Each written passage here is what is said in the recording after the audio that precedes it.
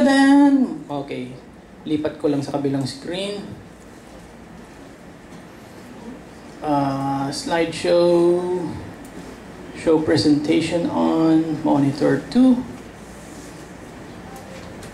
And we're back.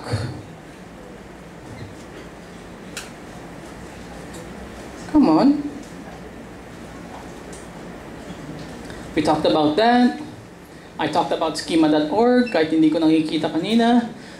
Schema.org, aside from the markup on location, there's also markup for reviews and ratings. So you want to consider that also. Use a standard phone number format. Parentheses ang area code, and then phone number separated by a dash. Some people like using dots for whatever aesthetic purpose. It's better to use dashes para standard kasi they will compare that with other citations that's found on other websites. Have the location address on every page. This can be added to the footer. So pinakababa ng page mo, andun lang, isang linya kung nasan ka. It just adds the address keyword where your the address keywords where your location is. Okay. Now, more off-page. Aside from links, Google pays attention to citations. Ano ba ang citation? Basta binanggit ang company mo, binanggit ang address mo, binanggit ang phone number mo sa ibang website, nakapareho siya sa website mo, it helps out in your local ranking. And a link is not even required. Make sense? Now, this only happens in two areas. Google does this in map results, and Google does this in news results, where a link is not really required as long as it's saying the same thing. Okay? So, if you always just want to mention your address, phone number, and so on, then there's lots of other opportunities to mention that. And in every way you can, maybe it's a good way to just simply have your whole address in there. Okay? It doesn't even have to be keyword focused. It could be totally branded. It's your brand, your company name, then your address. Okay? Now, if you want to build some citations, here are several places where you could submit websites. And this is basically more for the US market. Okay? If we're talking about the Philippines, andyan na yung EYP, alam ko, for the Philippines. Meron pa bang iba? Actually, hindi ko kabisado. Pero, and EYP actually was approached by Google, and Google actually announced them as a source of citations. Okay? You see in that list, Info USA is included. Info USA, actually, they also syndicate the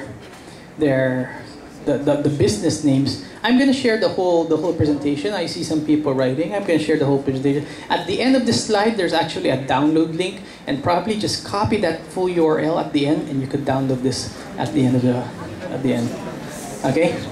So, Info USA, they actually put content in phone books. Now, MapQuest actually gets the content from phone books. Yahoo used to do it too. I'm not sure if they're still doing it now.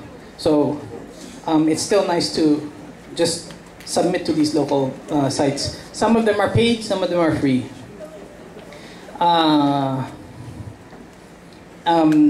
These are secondary sources.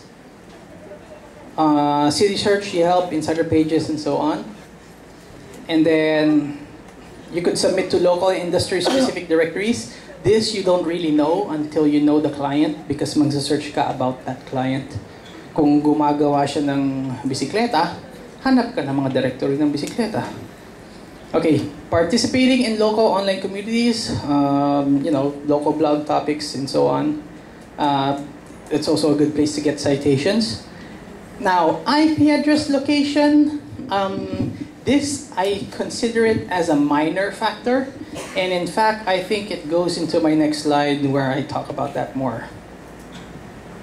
Okay, there is a concept wherein there's two things. Kung saan nakahost yung website mo, dapat dun sa local area kung saan nung tinatarget mo. So, kunwari, meron akong website, tinatarget ko sa Philippines, dapat ang hosting ko sa Philippines, wala sa US. Okay? But, based on experience, the effect is small. The effect is small. And I've been playing around with this from the very beginning, from the first SEO contest I joined, where I didn't even win the prize. I was 11th place. And first 1 to 10 had prizes. And and in that keyword, it was even ranking in google.com.ph. Basically, ranking in Google Philippines. And binago ko pa yung hosting ko. Pumunta ako sa Bitstop where their server is in Pangasinan. Para iniisip ko, lalakas ang ranking ko. Wala, ang hina ng tulak. Talo pa rin ako. Siya yung mga kalaban niya, si Major, yan, sa taas ng mga ranking nila. Hindi pa ata keyword focus yung kay Major. Noon ang taas ng ranking. So, it is a minor effect. But, I have one experience where I saw it give a good effect. Now, I'm not gonna draw any conclusions. I'm not gonna build any theories because a good theory is if your results are repeatable. And I only done this once. So, I can't repeat it. Siguro after more tests, I could say it's more accurate. Pero ang napapansin ko is, pag ang target country mo is labas ng US, pero ang website mo naka-host sa US, kahit i-localize mo na sa ibang country, ang hina ng effect. Pero, kung ang hosting mo ay nasa labas ng US, pero ang tina-target mo sa loob ng US, ang laki ng effect pag linipat mo yung hosting mo sa US. And I only had that once with one client where their site was hosted in Canada, but their product was targeted sa US. Ang taas ng ranking nila sa google.ca, which is Canada, ang baba ng ranking nila sa Google. Lahat na ginawa na namin, lahat ng recommendation, parang walang nangyayari. O sinabi lang namin, sige nga, lipat niyo yung hosting niya sa US. Shared hosting lang na mura. Boom! After a week, point, tumaas na agad. Point. Sound effects, parang mali yung sound effects. Okay? Parang mali yung sound effects. Anyway, ayun. So, that's the only place where I saw the effect. Is it true? Could you conclude it na basta nasa labas ng ibang country at US niya target mo, ilipat mo sa US yung hosting, that's yung ranking? I don't know. I only tested it once. Maybe it's something